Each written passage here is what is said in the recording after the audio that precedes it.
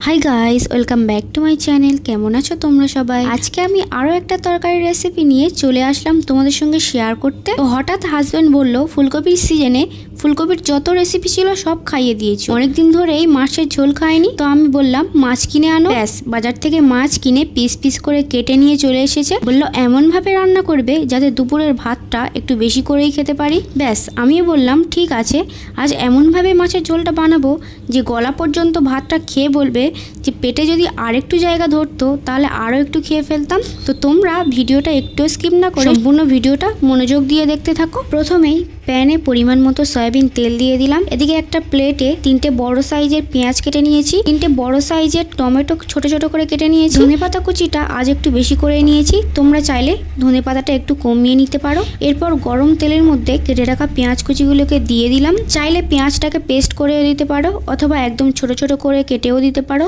আচার করার মেশিনে গ্রেট করেও দিতে পারো। তারপর পেঁয়াজটাকে নেড়ে চেড়ে হালকা ভেজে নিয়েছি। এখন 1 চামচ আদা রসুনের পেস্ট দিয়ে দেব আর আদা রসুনের কাঁচা গন্ধটা যাওয়া পর্যন্ত ভেজে নেব। তারপর কেটে রাখা টমেটো কুচিগুলোকে দিয়ে দেব আর টমেটোটাকেও নেড়ে চেড়ে হালকা ভেজে নেব। টমেটোটা একটু নরম হয়ে আসলে এখন এর মধ্যে অ্যাড করব কিছু মশলা। দিয়ে দেব 2 চামচ নুন, 1 চামচ হলুদের গুঁড়ো, 2 চামচ ঝালের গুঁড়ো, 1 চামচ জিরা আর ধনের মিক্স গুঁড়ো। তারপর সব মশলাগুলোকে স্প্যাচুলা দিয়ে নেড়েচেড়ে খুব ভালোভাবে মিক্স করে নেব। এরপর ঢাকনা দিয়ে ঢেকে 2 মিনিট মতো রান্না করে নেব গ্যাসের একদম লো হিটে। 2 মিনিট পর দেখা যাবে টমেটোটা ভালোভাবে নরম হয়ে গিয়েছে।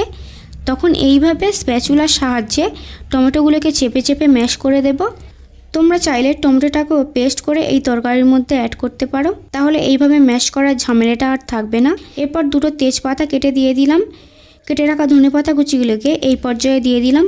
এখন 2 গ্লাস পানি দিয়ে মশলার সঙ্গে সব ইনগ্রিডিয়েন্টস খুব ভালোভাবে মিক্স করে নিচ্ছি। মিক্স করা হয়ে গেলে ঢাকনা দিয়ে ঢেকে 5 মিনিটের মতো ঝোলটাকে ফুটিয়ে নেব। দেখো ঝোলটা খুব সুন্দরভাবে ফুটে উঠেছে। এখন আবারও একটু মিক্স করে দিচ্ছি।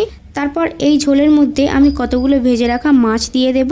সরি টু সে, আসলে মাছ ভাজাটা ভিডিওতে দেখানোর প্রয়োজন মনে করিনি, কারণ মাছ ভাজা করতে কেই বা জানে না।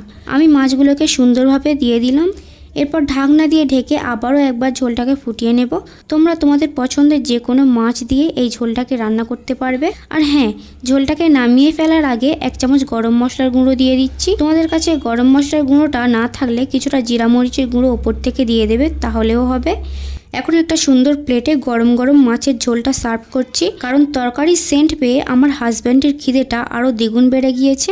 আমার হাজব্যান্ড তো এই টেস্টি মাছের ঝোল দিয়ে পেট ভর্তি করে ভাত খেয়ে ফেলেছে। আর বাঙালি মানেই তো মাছের ঝোলের সঙ্গে গরম গরম ভাত, আর কিছুর দরকার নেই। তো তাড়াতাড়ি তোমরাও বাড়িতে একবার ট্রাই করে ফেলো, আশা করছি অনেক ভালো হবে।